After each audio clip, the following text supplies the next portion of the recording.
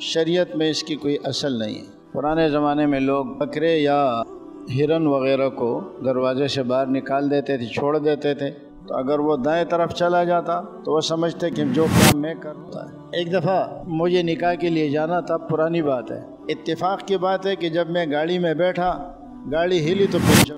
بہت سے ایسے واقعات پیش آئے ہیں شادی کے موقع پر، مثلا ادھر شادی شروع ہو گئی، ادھر لڑکے والے کا کوئی رشتہ دار انتقال کر گیا یا ایکسیڈنٹ ہو گیا، یا سمجھتے تھے کہ کچھ بھوت پریت وغیرہ جو جنات کی نسل میں یا شیاطین کی نسل میں سے ہوتے ہیں بیابانوں میں پائے جاتے ہیں، مختلف شکلیں بدل کر انسان کو راستہ بھٹکاتے ہیں، اور جب انسان راستے سے بھٹک جاتا ہے تو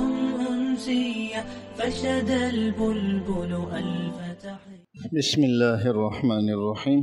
رسول اللہ صلی اللہ علیہ وسلم نے فرمایا لا عدوى ولا طیرۃ ولا حامۃ ولا صفر، وفی روایت لمسلم ولا نوء ولا غولا۔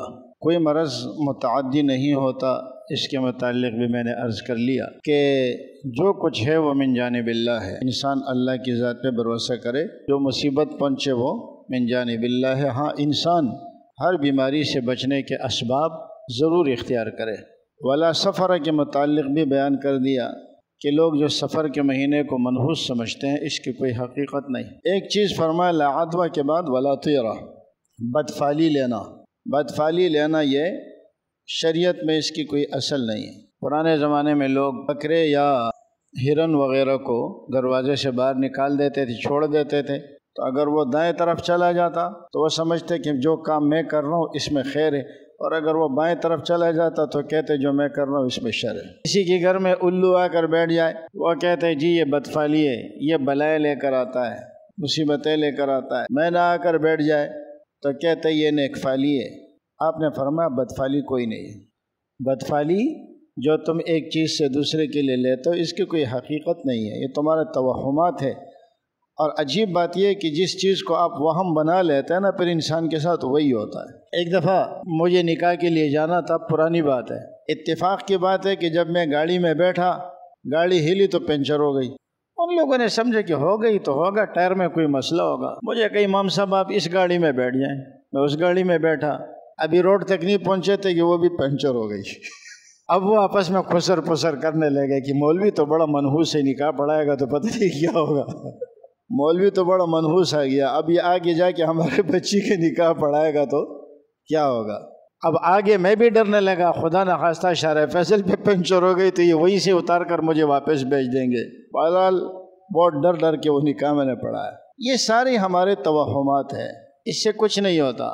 بلکہ میں نے سنا ہے کہ بہت سے ایسے واقعات پیش آئے ہیں شادی کے موقع پر، مثلا ادھر شادی شروع ہو گئی، ادھر لڑکے والے کا کوئی رشتہ دار انتقال کر گیا یا ایکسیڈنٹ ہو گیا یا بیمار پڑ گیا، انہوں نے کہا نہیں بابا یہ لڑکی منحوس ہے، نکاح ختم کر دو۔ تو اتنا جب کوئی شخص ڈرتا ہے تو پھر اس کے ساتھ معاملات بھی وہی ہوتے ہیں۔ تو رسول اللہ صلی اللہ علیہ وسلم نے فرمایا یہ تمہارے توہمات ہے، ولا طیرۃ ولا حامۃ۔ اس زمانے کے لوگوں میں یہ ایک تاثر اور تصور پایا جاتا تھا کہ جب انسان مرتا ہے تو اس کی ہڈیوں سے ایک پرندہ بن جاتا ہے، یا اس کی کھوپڑی سے ایک پرندہ نکلتا ہے، اور اگر وہ مقتول ہو اور مقتول کی ہڈیوں سے پرندہ بنے یا کھوپڑی سے پرندہ، بعض نے کہا کہ حامہ کے معنی الو کے آتے ہیں، تو اگر اس سے پرندہ بنے تو اسے پیاس لگی ہوئی ہوتی ہے، وہ کہتے ہیں مجھے پانی پلاؤ، مجھے پانی پلاؤ، اور اس کی پیاس اس وقت تک ختم نہیں ہوتی کہ جب تک اس کا انتقام نہ لیا جائے۔ اور حامہ کے معنی الو کے بھی آتے ہیں۔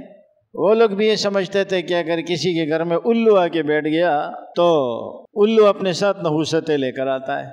بعض لوگ وہمی ہو جاتے ہیں، وہمی میرے پاس آتے ہیں نا مولوی صاحب، عورتوں میں زیادہ ہوتا ہے، میرے گھر میں لال بیگ بہت زیادہ ہو گئے ہیں، لگتا ہے کوئی مصیبت آ رہی ہے، یا مجھے دیواروں پہ چھپکلیاں نظر آتی ہے، لگتا ہے کوئی مصیبت آنے والے۔ کوئی مصیبت نہیں ہے، خدا کی مخلوق آتی ہے، کیا ہے اس میں؟ لیکن ایک وہم بن جاتا ہے، اور اس وہم کی وجہ سے ہم آگے جا کر کے خود کو بیمار سمجھنے لگتے ہیں یا اپنے ساتھ معاملات اور مسائل سمجھنے لگتے ہیں۔ نبی علیہ السلام نے فرمایا اس کی کوئی حقیقت نہیں ہے۔ اور ایک روایت میں ولا نوء، اس زمانے کے جو لوگ تھے ان کا نظریہ یہ ہوا کرتا تھا کہ جو بارش آتی ہے وہ ایک خاص ستارے کی بنا پر آتی ہے، یا چاند کے جو منازل ہیں جب وہ اپنے فلاں منزل اس طریقے سے طے کرتے ہیں تو بارش ہو جاتی ہے، وہ اس کا نتیجہ سمجھتے تھے۔ نبی علیہ السلام نے فرمایا نہیں، بارش برسانے والا بھی کون ہے؟ اللہ۔ روکنے والا کون ہے؟ اللہ۔ مصیبت دینے والا اللہ، راحت دینے والا اللہ، لیکن فرمایا مصیبت کی نسبت اپنی طرف کرو، یہ تمہارے گناہوں کی وجہ سے آتا ہے، کبھی اللہ کی طرف سے آزمائش ہوتی ہے۔ دیکھیے نیک آدمی پر اگر کوئی مصیبت آتی ہے اور وہ اس مصیبت میں اللہ کے اور قریب ہو جاتا ہے تو اس کا مطلب یہ ہے کہ یہ من جانب اللہ ہے اور اس کے لیے آزمائش ہے، اس سے اس کے گناہ معاف ہوں گے اور درجات بلند ہوں گے۔ لیکن اگر وہ یہ سمجھتا ہے اللہ سے اور دور ہو جاتا ہے تو پھر وہ اللہ کا عذاب بن جاتا ہے، اللہ کا قہر بن جاتا ہے۔ تو اب ایک ہی مصیبت ایک ہی وقت میں کچھ لوگوں کے لیے رحمت ہے اور کچھ لوگوں کے لیے عذاب ہے، یہ ہر بندے کے اپنے نظریے پر ہے۔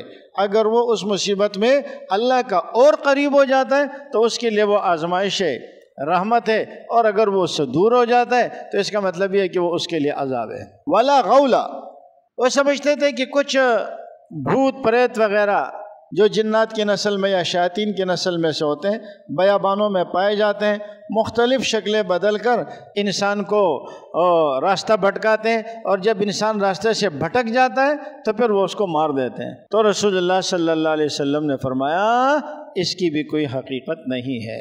تو بعض وہ چیزیں جو توہمات سے تعلق رکھتی ہیں اور زمانے جاہلیت میں تھیں تو نبی علیہ السلام نے اس کی وضاحت فرما دی، اور ہمیں ایک اصول بھی دے دیا کہ جس چیز کا شریعت سے ثبوت نہ ہو، قرآن و حدیث سے اس کا ثبوت نہ ہو، بلا وجہ اس کو اپنی طرف سے اس کی برائیاں بیان کرنا اور یا اس کی اچھائیاں بیان کرنا، یہ تمہارے لیے درست نہیں ہے، یہ بدعت ہو جاتی ہے جب تک اس کا ثبوت نہ ہو۔ اب جیسے محرم کو منحوس سمجھنے لگے، کیوں؟